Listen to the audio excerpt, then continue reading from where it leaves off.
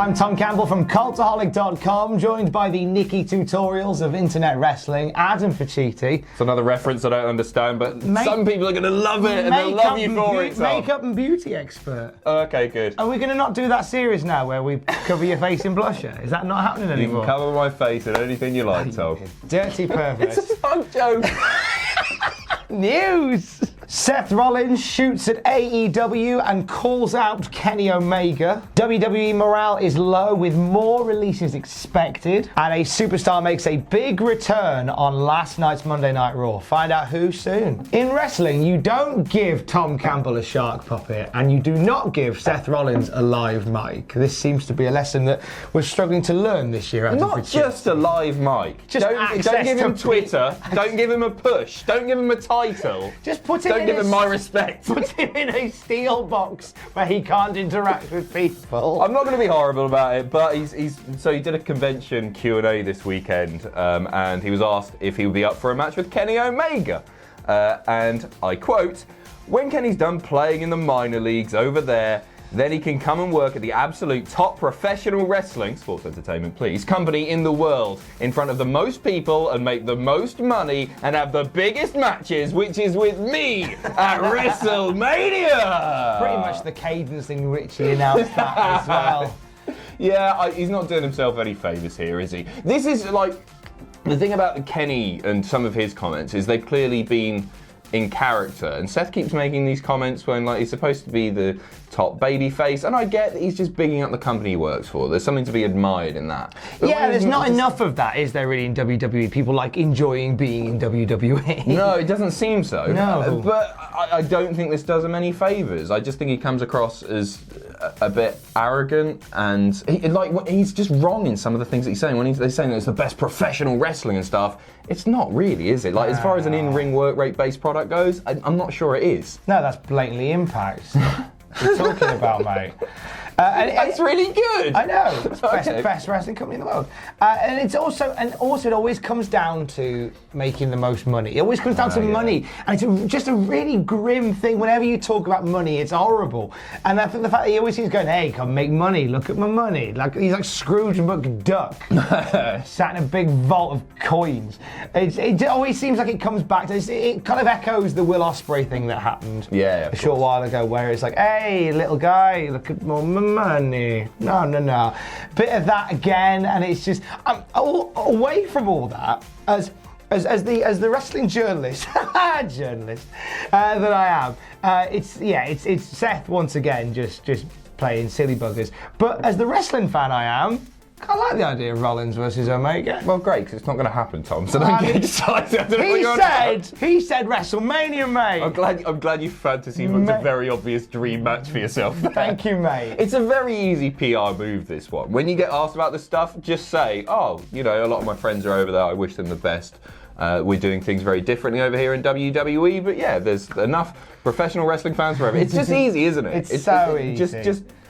But they'll fire back with this. Like every time, I said this on the news podcast this morning, that every time WWE mention AEW, that's like catnip to AEW. Mm-hmm. Like I'm expecting Omega on an episode of Being the Elite to burn something this week, like to burn something down or make some aloof reference to Seth Rollins. We watch it. Good, and it'll be so much funnier than what Seth Rollins does. It'll be so much better. You're not going to win, Seth, because you're not that good at talking. It's that simple. Stop talking, Seth. Top guy. Not a lot of good news from Camp WWE, not the cartoon they did on the network. There was nothing but bad news from there, apart from that one episode of Ric Flair's streak. That was quite funny. You have a laugh. I loved that show. Did you? Yeah, I thought it was quite funny. It was quite funny. It was like trying really hard to be funny. Isn't that right, Seth Rollins? I don't try hard to be funny at all. Pot kettle black, baby.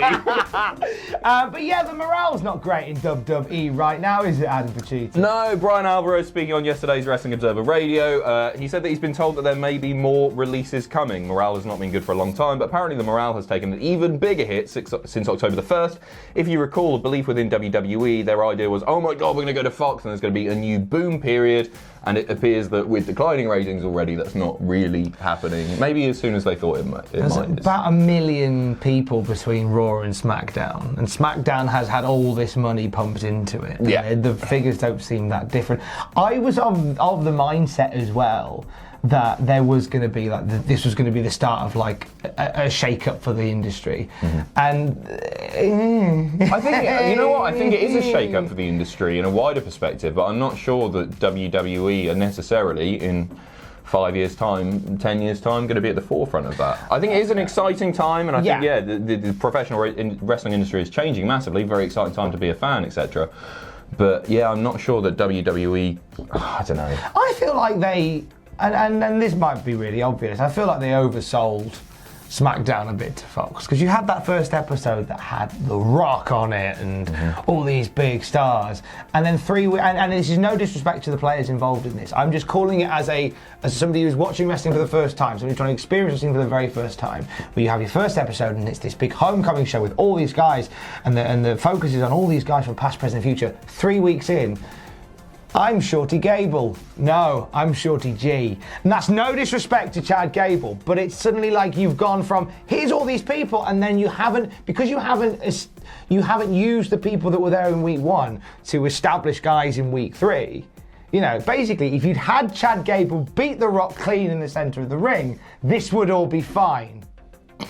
Yeah, there you go. I don't want to say I told you so, but that's exactly what I said in the news videos was going to happen, because you front-loaded it with nostalgia that'll get people interested, and then they tune in 1 week, 2 weeks down the line, and they don't recognise anyone. They've done what they've always done lately, and they paint themselves into a corner in the sense that they had this big launch show, they had a pay-per-view on the Sunday, but then they had to re-establish the brands and stuff, so they painted themselves into a corner where they had to kind of put this sort of odd, what you should have really done is just sort of like AEW have done, and just like this is week 1 and after the races we go. But you've had like consistent programming. Yeah, right? you've had the Legend show, you've had the admin hour, and now we're getting into the rigors of it, and we've already lost 1 million odd people because it's so different week by week. Yeah. Well, hopefully it becomes more consistent now that dastardly Bischoff's gone. Oh, thank goodness! All that time he spent in catering ruined SmackDown. So there's one release that may be coming sooner rather than later. I don't buy into this for a second. Randy Orton yesterday taking a picture, sticking it on Instagram in front of a sign. What did it say? The Elite? It's sign that said Elite, and the caption Elite. was TikTok, TikTok. And he tagged like Dash, Dawson, all the other people who were pissed off. Maybe Bennett was tagged as well. He's a troll, isn't he? I can't think of a more WWE guy, maybe than John Cena or The Undertaker, than Randy Orton. I just can't picture him anywhere else. Having said that, I do feel like he's trying to get sacked.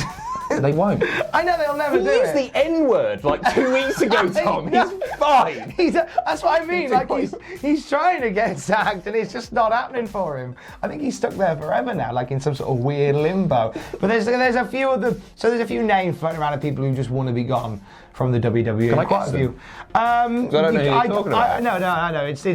I'm not going to say them because they're not quantified. No, so I don't know. Could be. I don't know. Not saying nothing or nothing, Your Honour. Hi, Linda McMahon. That was made up completely. Ric Flair turned up on Monday Night Raw to announce the 5th and final member of Team Flair, Ric Flair. I'm kidding. It's not. Whoa, we dodged a bullet there. But Big Drew is back, Adam. This is good. I'm glad to see Drew back. I'm glad to see Drew well. This is not the way that I wanted to see Drew come back to the WWE, and I don't think it's an especially positive sign for Drew. Right, he's coming back for a big multi-man match at Crown Jewel. So he's been brought back to TV. He's on the losing side, let's face it there. There's no way that Hogan's team aren't going over there. It's a big happy moment. Hogan's winning that. Unless there's some sort of screwy finish with Hogan and Flair that sets up a match between those two. But let's not even... So I actually don't think this is a necessarily good thing, because he's not coming back. He's not being launched into a big singles program with anyone. He's just coming back. He's somebody to take another pinfall in a multi-man. Is it elimination? They haven't said it's elimination. Okay, maybe he won't take the pinfall, but I think he's on the losing team. I want to see him come back, and I want to see him absolutely dominate. This could have been a lovely reset moment for Drew McIntyre. Yeah. They've not done that. They've just shoved him in a match. Yeah, it seems like a bit of a waste. I don't know whether they were desperate for some star. They've got plenty of star power in that match. They could have put anybody in. Hi, Cesaro. They could have put anybody in. Cesaro's got a match. Mansoor, baby. Oh, he can do double duty. Put Mansoor in there as well. It does seem like a bit of a waste of a return for Drew. I was kind of hoping that genuinely, like you could, before he came back to the roster full time, he did a little tour in NXT UK. Yeah. I don't like that. I think that he wants that as well. Yeah, he has said that he'd like to work down NXT UK. Cesaro said the same thing as well. Hi, Cesaro. It's I think that there's something they could have done with him before they bring him back full time, because NXT UK is becoming incredibly non-canon with a lot of things, which is a bit upsetting. Like last week on NXT where they announced Tegan Nox is back in the ring after surgery. She's wrestled twice on NXT UK, but all right, lads, fair enough. So you could have easily gone and done that, and it would have then you wouldn't have affected what he's doing with Crown. Yeah, agreed. You know what I did like? What did you like? He had who was it? Ricochet.